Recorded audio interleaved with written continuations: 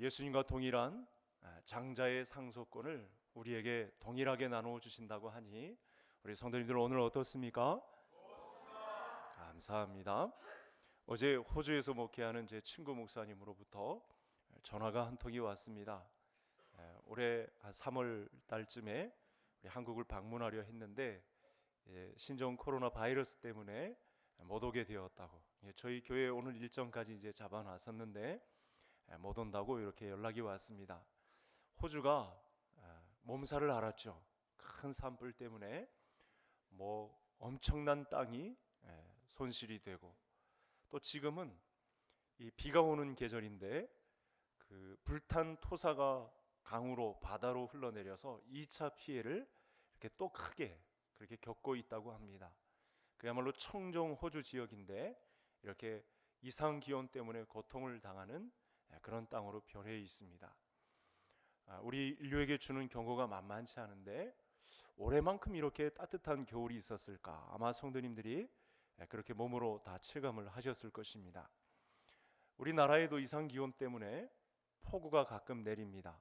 올해도 예외가 없을 텐데 작년 재작년 같은 경우 청주 시내가 막 물에 잠기고, 우리 인천 가깝게 있는 지역에서도 저지대 같은 경우는 상습 침수 구역이 있죠. 역류하는 현상 때문에 고통을 당하고 있습니다. 이처럼 여러분, 우리 믿음 생활 가운데서도 믿음의 역류 현상이 충분히 교회 안에도 발생할 수 있다라는 말씀을 오늘 갈라디아 성도들에게 편지를 한 내용에 이렇게 적혀 있습니다. 그래서 1절에 어리석도다 갈라디아 사람들아 하면서 강한 책망을 이렇게 하고 있는 장면이 나타났습니다. 갈라디아 성도들을 바울 사도가 지적한 것은 이 갈라디아 성도들에게 영적인 판단력이 흐려져 있었기 때문에 그렇습니다. 처음에는 이 갈라디아 성도들이 바울의 말씀을 따라서 정말 어디서 들어보지도 못한 좋은 복음의 소식을 듣고 잘 따라오고 있었습니다. 그런데 중간에 우리가 1, 2장을 통해서 본 대로 거짓 교사들, 그들에 의해서 훈련된 거짓 형제들에게 유혹을 받고 이렇게 율법주의에 현혹되어서 과거로 돌아가려고 하는, 예수 그리스도를 믿는 믿음이 예수 그리스도 한 분이면 그분의 은혜에 의한 믿음으로만으로 충분한 것인데 행위를 더하려고 하는 이 문제 때문에 교회가 온통 시끌벅적하고 난리가 났었습니다. 그래서 갈라디아 성도들이 여러분 이 복음의 내용을 잘 몰라서 이랬을까 하는 의문이 드는 거죠. 저들이 과연 바울이 전한 복음의 이 순수성을 잘 못 받아들인 것인가, 이런 생각을 할 수가 있겠는데 1절 하반절을 보면 그런 것 같지도 않은 것 같습니다. 우리 화면을 한번 먼저 보시겠습니다. 우리 1절 다 같이 함께 읽겠습니다. 어리석도다 갈라디아 사람들아, 예수 그리스도께서 십자가에 못 박히신 것이 너희 눈앞에 밝히 보이거늘 누가 너희를 꾀더냐. 바울은 마치 이 갈라디아 성도들이 바로 눈앞에서 예수님을 배우는 것처럼 그런 생생한 복음을 전했습니다. 여러분 2000년 전부터 오늘날 우리 한국 교회사, 전 세계 교회사에 바울처럼 예수 그리스도의 복음을 생생하게 전달한 사람이 있을까요? 아주 훌륭한 성경 교사죠. 아주 생생하게 예수 그리스도에 대한 복음을 아주 잘 전달한 믿음의 사도입니다. 실제로 갈라디아 성도들은 이런 잘 가르치는 바울 사도의 복음에 대해서 깨닫고 있었습니다. 그런데 문제가 생겼습니다. 이 가르침대로 십자가를 바로 눈앞에서 본 것처럼 그렇게 생생하게 가르침을 받고 있었던 사람들이 그만 유혹을 받고 넘어지는 일이 있었습니다. 여러분, 그래서 오늘 보면서 말씀을 보면서 안타까운 사실은 신앙이 확실해 보이는 사람들도 넘어질 수 있다.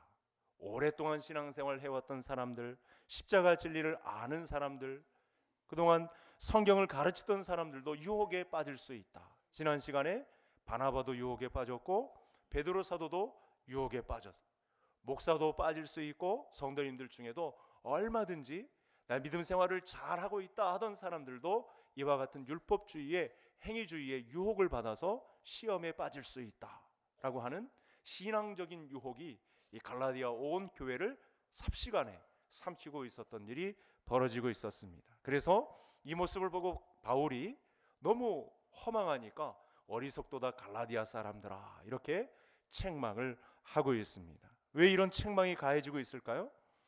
그리스도께서 십자가를 지시고 우리를 하나님 나라의 장자 고난에 두시고 상속을 허락하여 주신 이 사실이 있음에도 불구하고 이것을 부정하는 행위를 많은 사람들이 유혹받고 있었기 때문에 그렇습니다. 여러분, 우연히 그렇게 된 것이 아니라 이 일에는 반드시 유혹하는 자가 있었다. 교회를 넘어뜨리기 위해서 유혹하는 거짓 선지자의 이 마수가 이렇게 뻗치고 있었다라는 사실입니다. 그래서 바울은 뭐라고 하냐면 누가 너희를 꾀더냐, 이렇게 강한 어조로 책망하고 있는 장면이 나타났습니다. 여러분, 그래서 오늘 저와 성도님들이 오늘 말씀을 보면서 유념해야 될 내용이 있습니다. 교회에는 마귀의 유혹이 있다는 사실입니다.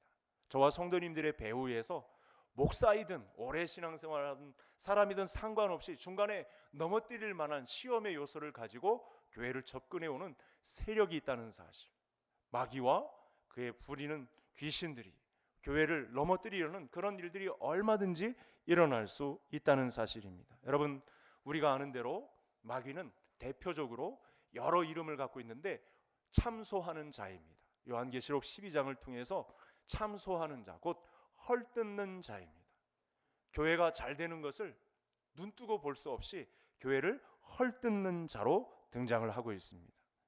그래서 하나님 앞에서 성도들을 끊임없이 헐뜯는 자로 이 공중권세를 잡은 마귀가 이런 일들을 벌이고 있다는 사실입니다. 성도들도 여러분, 죄를 지을 수 있지만 우리가 보혈의 공로를 힘입어서 하나님 앞에서 회개하고 용서의 확신을 가지고 살아가면 되는데, 마귀는 이 믿는 신자들이 이 헐뜯고 있어서 하나님 앞에서 참소하는 자로 나서서 교회를 방해하는 그런 일들을 벌인다고 하는 것입니다. 여러분, 이렇게 마귀의 참소가 왜 무섭냐면 성도들에게 정죄의식을 심어줘요. 성도님들이 나는 죄가 있다 생각해가지고 한 발자국도 믿음의 전진을 감당하지 못하도록 그런 일들을 대표적으로 벌이는 것이 이 참소하는 자의 특징이라는 것입니다. 마귀가 신자를 헐뜯는 것이 왜 위험하냐? 죄를 부각시켜서 한 발자국도 교회가 전진하지 못하도록 교회를 꽁꽁 묶어놓는 이런 일들을 하게 하는 것입니다. 믿은 지 오래되었으니까, 성경 공부를 많이 했으니까, 제자 훈련도 했으니까, 사역자이니까, 목사님이니까 마귀가 비켜가리라? 큰 오산입니다. 누구든 예외가 없습니다. 바나바도 접근을 했고 베드로도 접근을 했고 로마서 7장에 보면 바울도 유혹을 받아서 고통스러워하고 있는 그런 현장을 발견할 수가 있습니다. 여러분, 우리가 이런 마귀와의 싸움에서 승기를 붙잡은 것은 아들 예수 그리스도가 부활 승천하신 이후에 그리스도의 영인 성령을 보내주셔서 우리가 그 큰 힘의 의지에서 이길 수 있다는 확신을 가지고 신앙생활할 수 있는 성도님들 되실 수 있기를 바랍니다. 이 복음이 선명해지면 우리가 마귀와 대항해서 충분히 승산이 있습니다.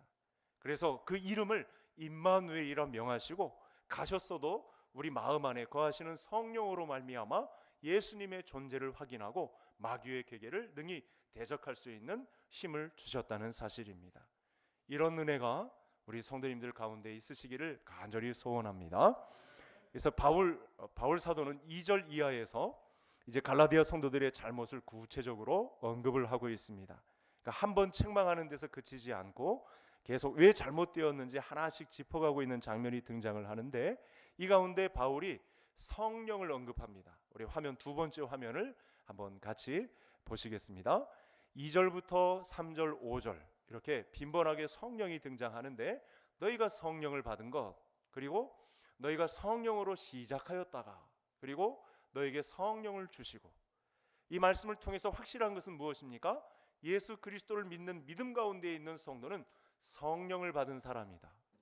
이게 무슨 말씀이냐면, 나는 부족하니까 성령을 받아야 된다, 이렇게 말하면은 조금 문제가 있는 것이고, 이미 교회를 구성하고 우리가 믿음 생활을 시작한 모든 성도님들 가운데는 성령을 받은 상태다, 성령으로 시작한 상태다. 이 부분에 관해서는 마지막에 한 번 더 살펴볼 텐데요, 이 갈라디아 성도들을 책망한 것은 행위주의로 돌아간 것입니다.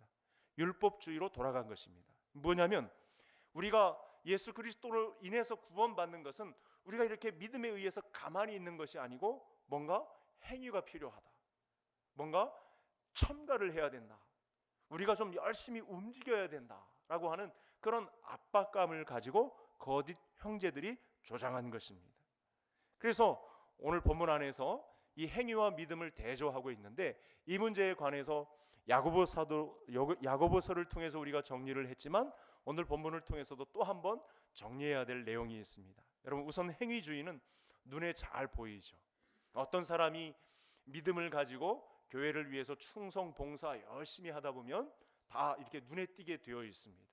잘 드러나게 되어 있습니다. 그래서 이 확실한 행위를 붙잡는 유혹에 저와 많은 성도님들이 그것을 의로 삼기 위한 몸부림이 저와 성도님들에게도 유혹이 될 수 있다는 거예요. 그러나 믿음은 잘 눈에 보이지 않습니다. 진짜인지 가짜인지 겉으로 구분이 잘 가지를 않습니다. 그래서 바울은 이 믿음의 진정성을 확인하는 방법을 무엇이라고 했느냐? 성령을 받은 것이다. 이렇게 말씀을 주고 있는 것입니다. 성령을 받았다면 그것이 진짜 믿음이고 현재 존속되는 믿음이고, 성령을 받지 않았다면 그것은 가짜다. 이렇게 점검해 보라 라고 말씀을 주고 있습니다. 그런데 다시 한번 말씀드리지만 바울은 갈라디아 성도들이 다 성령을 받았다고 전제하고 있습니다. 너희가 성령을 받은 것이 율법의 행위로냐 믿음으로서냐 이렇게 말씀하시는 것을 보아서 갈라디아 온 성도들은 성령을 받은 것이 분명합니다. 하나님이 성령을 주시고 갈라디아 교회에 능력을 주셨던 것은 그래서 그런 율법들의 행위에 의해서가 아니라 복음을 듣고 믿음에 의한 것인데 왜 다시 행위로 돌아가려 하느냐, 이런 책망이 있다는 것이죠. 그러니 이제 와서 율법의 행위에 의지해서라면 그건 성령을 받은 것이 아니니 돌이키라. 절대 그런 율법주의에 의한 행위로 돌아가지 말아라. 그런 분위기로 교회를 이렇게 운영하지 말아라 라고 하시는 책망이 되겠습니다. 처음에 성령으로 시작하고 이제 와서는 육체로 마치려 한다면 그것만큼 헛된 수고가, 그것만큼 소망 없는 일이 어디 있겠느냐, 이런 말씀을 하고 있는 것입니다. 지금까지 성령으로 잘 달려왔는데 이제로부터 성령에 이끌리는 대신 과거 율법주의로 돌아가서 행위를 부추기는 이런 사상을 교회 안에 심으려고 한다면 이것보다 헛된 수고가 어디 있겠느냐. 소망을 향해서 잘 달리다가 또 중도에서 멈추거나 나보다 앞서가는 그런 행위주의자들의 이 부추기는 문제에 관해서 우리가 흔들리면 이건 큰일 난다. 다시 율법의 저주 아래에 있는 사람들이 된다라고 하는 무서운 말씀까지 하고 있습니다. 여러분, 오늘날 이런 유혹이 저와 성도님들의 신앙생활 가운데에도 충분히 일어날 수 있습니다. 이런 유혹이 다가올 때 우리 모든 성도님들은 나를 구원하실 일은 오직 예수 그리스도의 십자가뿐이고 오직 성령의 가르침으로 당당하게 믿음을 고백하며 전진할 수 있는, 어떤 사람의 행위에 의존하는 그런 행위주의에 의해서 우리 교회가 이끌림을 받지 않도록 모두가 경성하여 우리 모두가 목사로부터도 다 넘어질 수 있다는 사실을 확인하고 저와 모든 성도님들이 한 마음을 품어서 오직 성령의 이끌림을 받는 교회 공동체 운영을 감당할 수 있는 우리 모든 성도님들 되시기를 간절히 소원합니다. 여러분, 성도가 성령을 받았다는 것은 역사적인 사건이죠. 우리가 처음 예수를 믿을 때 성령을 받았다, 이런 용어조차도 사실은 생소합니다. 오늘도 예배 가운데 참여한 처음 믿은 신자들은 은혜를 받았다, 믿음이다, 성령이다, 이런 단어가 얼마나 생소하시겠습니까?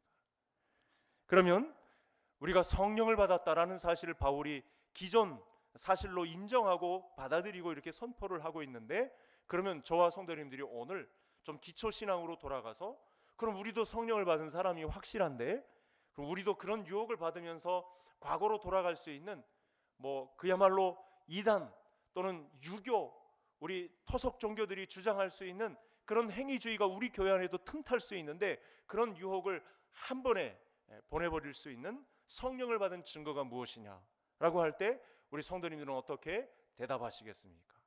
내가 행위주의에 빠져 있으면 이것조차 대답할 수 없습니다. 그러나 이제 본문 말씀에 포함된 이 성령을 받은 증거에 대해서 성도님들이 알게 된다면 이제 우리가 한 마음을 품고 교회를 주님이 원하시는 교회로 이끌어갈 수 있겠죠. 그러면 여러분, 우리가 성령을 받은 증거가 무엇일까요? 제일 처음은 저를 따라 하시겠습니다. 예수 그리스도가 내 인생의 주인이다. 이것이 성령을 받은 증거인 줄 믿을 수 있기를 바랍니다. 여러분, 성령을 받지 않으면요, 예수님을 내 인생의 주인으로 절대 모시지 못해요. 죽는 그 순간까지도 예수님은 내 주인입니다, 예수는 그리스도이십니다, 이렇게 고백을 못해요. 입술에 고백을 할 수가 없습니다. 장난으로도 할 수가 없습니다. 이 영적인 싸움에 있기 때문에 절대 그런 고백을 할 수가 없다는 사실이죠. 그리고 여러분, 성령을 받은 사람만이 예수님의 십자가가 내 십자가라는 사실이 믿어집니다. 아멘이십니까? 성령을 받은 두 번째 가장 큰 확신입니다. 예수님의 십자가가 예수님만 지신 십자가가 아니고 내 십자가라는 것이 믿어지는 것, 이것이 성령 받은 증거입니다. 많은 분들에게 이 부분이 잘 해결되지 않고 있는데 오늘 말씀의 제목도 나와 있고 핵심입니다. 내가 그리스도와 함께 십자가에 못 박혔나니 그런즉 이제는 내가 사는 것이 아니요 내 안에 그리스도께서 사시는 것이라. 지난 2장 20절에서 우리에게 주신 것이죠. 그러니까 예수님의 십자가가 2000년 전에 일어난 일인데, 놀랍게 영적인 현상이 일어났는데, 실제로 일어났는데 2000년 전에 내가 태어나지도 않고 존재하지도 않았는데 예수님의 이 섭리, 하나님의 섭리 안에 예수님이 달리신 십자가에 내가 달렸다는 거예요. 내가 그리스도와 함께 십자가에 못 박혔나니, 시 공간을 초월해서 그 자리에 나를 앉히셨다는 거예요. 이 사실이 믿어지는 것이 성령을 받은 증거인 줄 믿을 수 있기를 바랍니다. 그래서 나는 율법의 행위에 의해서 십자가에 매달렸어요. 죽었어요. 행위에 의해서 구원받는 그 믿음은 죽었어요. 오직 나는 예수 그리스도에 의해서 거듭난 새로운 새 생명을 받은, 성령에 의해서 선물로 주신 새 생명을 선물로 받은 신자인 줄 믿을 수 있기를 바랍니다. 여러분, 더 나아가서 마지막으로 하나 더 첨가를 한다면, 아들을 십자가에 못 박으시기까지 뜨겁게 사랑한 그 하나님을 내 아버지로 모시는 것, 이것이 마지막 증거가 되겠습니다.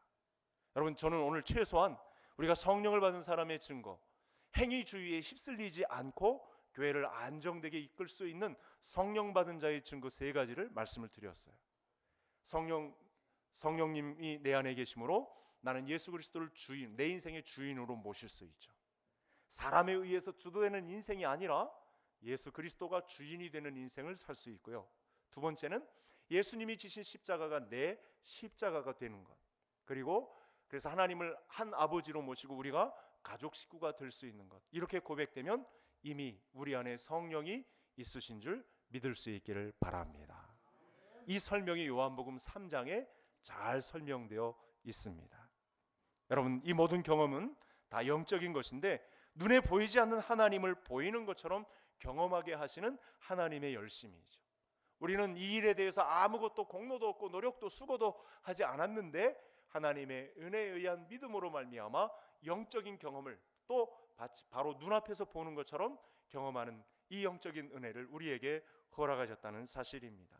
여러분, 이렇게 유일하게 구원받는 통로를 성령에 의해서 알려주셨는데, 교회를 사람들의 열심에 의해서, 공로에 의해서, 행위에 의해서 이끌려가는 그런 유혹을 받을 때 우리가 정말 경성하고 깨어서 조심해야 될 문제라는 사실입니다.